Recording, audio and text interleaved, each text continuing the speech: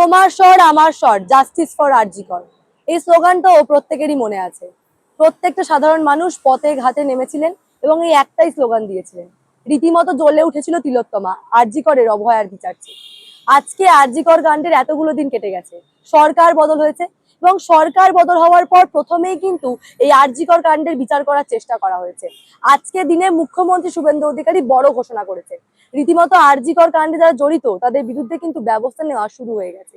যে সমস্ত পুলিশ অফিসাররা যারা প্রমাণ লোপাটের চেষ্টা করেছিলেন এবং রীতিমতো তড়িঘড়ি করে দেহ পুড়িয়ে দেওয়া থেকে শুরু করে যে কাণ্ডগুলো এই পুলিশ ঘটিয়েছিল, সমস্ত কিছুর বিচার হবে, তা আজকে শুভেন্দু অধিকারী পরিষ্কার বার্তা দিয়েছেন এবং সেই ক্ষেত্রে প্রথম স্টেপ তিনি নিয়ে ফেলেছেন।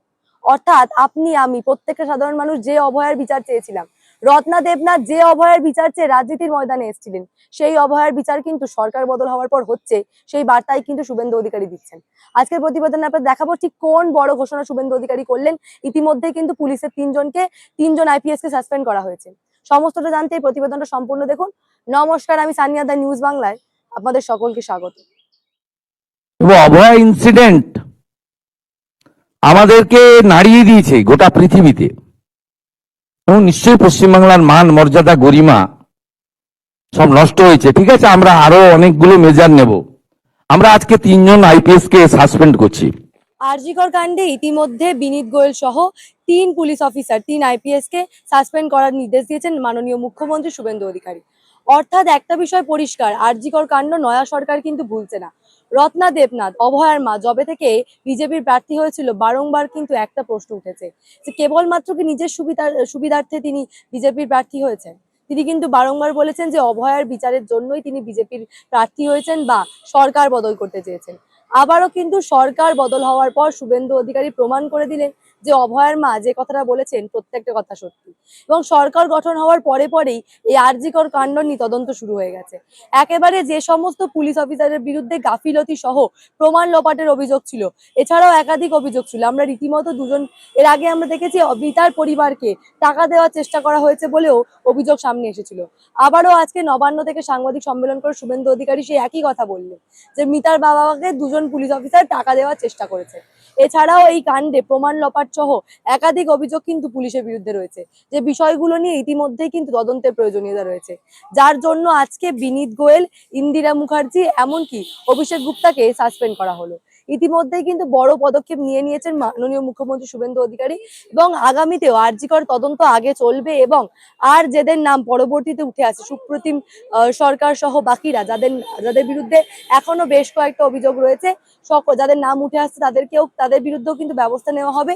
প্রয়োজনে বিচার বিভাগে তদন্ত হবে, এমন কথাও কিন্তু আজকে নবান্ন থেকে পরিষ্কার মুখ্যমন্ত্রী বলেছেন। তার বক্তব্য একবার শোনাবো। Specially the senior police officers, দিদেন কলকাতা পুলিশের যারা ছিলেন সিপি এবং ইনক্লুডিং অল, এবং সবচেয়ে বড় অভিযোগ যেটা ইনিশিয়ালি আমাদের কাছে থ্রু মিডিয়া অনেকবারই এসেছে ভিকটিমের মাদারের পক্ষ থেকে, যে 2 জন police officer on behalf of the state government টাকা দিতে চেয়েছিলেন। এটা তদন্ত করতে হবে যে অ্যালিগেশন কতটা, কিন্তু ইনিশিয়ালি আমরা মনে করি এই তদন্তগুলো করতে গেলে যাদের বিরুদ্ধে অভিযোগ পুলিশ আধিকারিক তাদেরকে সাসপেনশনে রেখে তদন্ত করা উচিত, নইলে তদন্ত কখনো ট্রান্সপারেন্ট হতে পারে না। আমরা কিন্তু আবারও বলি সিবিআই পার্টটা আমরা ঢুকছি না। খুব ব্রুটাল রেপ অ্যান্ড কিলিং ওসব ওই পার্টটাতে আমরা ঢুকছি না। হাইকোর্ট সুপ্রিম কোর্টের অনেকগুলো গাইডলাইন আছে, ওই পার্টে ঢুকছি না। আমরা শুধু সিচুয়েশনটাকে মিসহ্যান্ডেলিং করা, offer financial one type of bribe on behalf of the কার পক্ষে নিয়েছেন ওনারা, যখন ইন্টারনাল ফ্যাক্ট ফাইন্ডিং হবে, ডিপার্টমেন্টাল ইনকোয়ারি হবে, তখন ওনাদের যাদের বিরুদ্ধে আমরা আজকে অ্যাকশন নিচ্ছি তার বক্তব্য নেব এবং ভিকটিম ফ্যামিলি যদি চান তাদের বাড়িতে গিয়েও আমাদের অফিসাররা নিয়ে আসবে এবং তার পারিপার্শ্বিক যা আছে, phone call record, WhatsApp chat, এগুলো আমরা পরে পরে বের করব। তখনকার যারা অফিসাররা ছিলেন তাদের সঙ্গে কাদের কাদের কথা হয়েছে, কোন মন্ত্রী মুখ্যমন্ত্রী দিদেন টাইমে তাদের কোনো ইনস্ট্রাকশন ছিল কিনা, এগুলো আমরা সব বের করব। কারণ ওদের যে অফিসিয়াল এবং পার্সোনাল, সেটা আপনার ইনভেস্টিগেশনের পার্ট। কিন্তু আমরা ওই মিসহ্যান্ডেলিং আর পরিবারকে বেআইনিভাবে অর্থ অফার করা, আর একজন ডিসি তার প্রেস কনফারেন্সের অ্যাটিটিউড এবং language in front of media, এটা আমাদের রাজ্যের ক্ষেত্রে খুব একটা সুখকর ছিল না।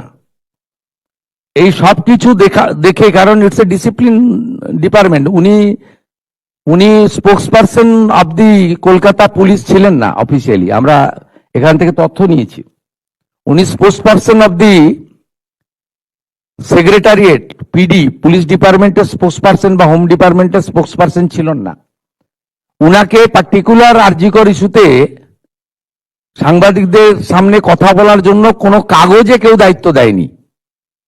কেউ ভার্বেলি দিয়ে থাকতে পারে, সেটা কল রেকর্ডে বোঝা যাবে, কিন্তু উনার যে বক্তব্যের থ্রোয়িং, এটা নারী সমাজ, মাতৃশক্তি,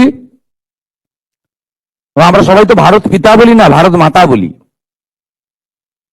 এবং অভয়া ইনসিডেন্ট আমাদেরকে নাড়িয়ে দিয়েছে গোটা পৃথিবীতে, এবং নিশ্চয়ই পশ্চিমবাংলার মান মর্যাদা গরিমা সব নষ্ট হয়েছে। ঠিক আছে, আমরা আরো অনেকগুলো মেজার নেব। আমরা আজকে 3 জন আইপিএস কে সাসপেন্ড করছি। মিস্টার বিনীত গোয়েল, উনি এখন এডিজি রয়েছেন আইবিতে, আর আরো 2 জন আইপিএস, শ্রীমতী ইন্দিরা মুখার্জি এবং শ্রী অভিষেক গুপ্তা, এই 3 জনকে আমরা আজকে সাসপেন্ড করলাম। শুভেন্দু অধিকারীর বক্তব্য আপনারা শুনলেন। এই বিষয় নিয়ে দেবাশিস ধর, যিনি প্রাক্তন আইপিএস ছিলেন, মমতা বন্দ্যোপাধ্যায়ের আমলে তাকে অনেক কিছু সহ্য করতে হয়েছে, বর্তমানে তিনি বিধায়ক। তার বক্তব্য একবার আপনাদের শোনাবো। তিনি কিন্তু পরিষ্কার অভিযোগ করছেন যে বিনীত গোয়েল একা নন, এর আসল মাথা অন্য কেউ। তিনি কি বলছেন তার বক্তব্য একবার শুনুন। স্যার, আরজিকর মামলায় আমরা দেখলাম মুখ্যমন্ত্রী শুভেন্দু অধিকারী বিনীত গোয়েল সহ ইতিমধ্যে 3 জন আইপিএস কে সাসপেন্ড করার নির্দেশ। এটা হওয়ারই ছিল। আমাদের সরকার যখন বলেছিল ক্ষমতায় আসবে, এই অভয়ার মায়ের চোখের জল, উনি যদিও নিজে জিতে আমাদের বিধানসভার সদস্য হয়েছেন এবং হয়তো আরও বড় জায়গায় যাবেন, কিন্তু ওই চোখের জলটা বা এই অতৃপ্ত আত্মার সঙ্গে আরও যে মহিলাদের ওপর এই ধরনের জঘন্য ঘটনা ঘটেছে, রেপ হয়েছে, রেপ উইথ মার্ডার হয়েছে, আরও অনেক প্রাণ কিন্তু চলে গেছে, তাদের আত্মার সাথেও কিন্তু মানে জাস্টিস হওয়া দরকার। এটা জাস্টিসের প্রথম ধাপ। এরপরে বাকিদের ক্ষেত্রেও দেখবেন মানে 1 by 1 সেই সমস্ত পুলিশ অফিসারদের অবস্থা অত্যন্ত খারাপ হতে চলেছে। অর্থাৎ এই সমস্ত কিছুর পিছনে আসল অঙ্গুলি হেলন মমতা বন্দ্যোপাধ্যায় এবং রাজীব কুমারের, সেই অভিযোগই কিন্তু এই মুহূর্তে দেবাশিস ধর করছে। অন্যদিকে শুভেন্দু অধিকারীর বড় সিদ্ধান্তকে অত্যন্ত গুরুত্বপূর্ণ বলে মনে করা হচ্ছে। সত্যি সত্যি তো অভয়ের মা যখন রাজনীতির ময়দানে নেমেছিল, প্রত্যেকে কিন্তু আঙুল তুলেছিল, একেবারে বলেছিল স্বার্থের জন্য তিনি নাকি রাজনীতি করছেন। কিন্তু সত্যি একটা মা যিনি সন্তান হারিয়েছেন, সেই মা কি রাজনীতি করতে পারে? কি করে অভয়ের মা রত্না দেবনাথের বিরুদ্ধে বারংবার এই কুমন্তব্যগুলো প্রত্যেকে করে গেছে, অথচ সেই মহিলা বারংবার কিন্তু নিজের সন্তানের একেবারে বিচারের জন্যই লড়াই করে গেছেন, যার জন্য চেয়েছেন সরকার বদল হোক। কারণ সরকার বদল না হলে সঠিক তদন্ত কোনোভাবেই সম্ভব নয়। কারণ যে পুলিশগুলো নিজেরাই গিয়ে প্রমাণ লোপাট করেছে, সেই পুলিশটা কি সত্যি সত্যি তদন্ত করতে পারতো? সেই প্রশ্ন কিন্তু থেকেই যাচ্ছে, এবং সরকার তো কোনো রকম তদন্ত হতেই দিত না। যার জন্য অভয়ের মা এই পরিবর্তন বেছে নিয়েছে। তার সত্ত্বেও তাকে বারংবার স্বার্থপর থেকে শুরু করে একাধিক মন্তব্য শুনতে হয়েছে এই রত্না দেবনাথকে।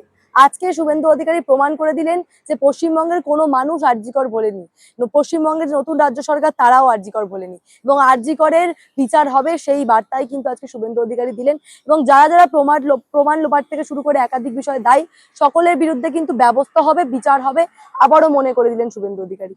এই বিষয় নিয়ে আপনারা কি ভাবছেন? আপনারা তো প্রত্যেকেই আরজিকর আন্দোলনে ছিলেন।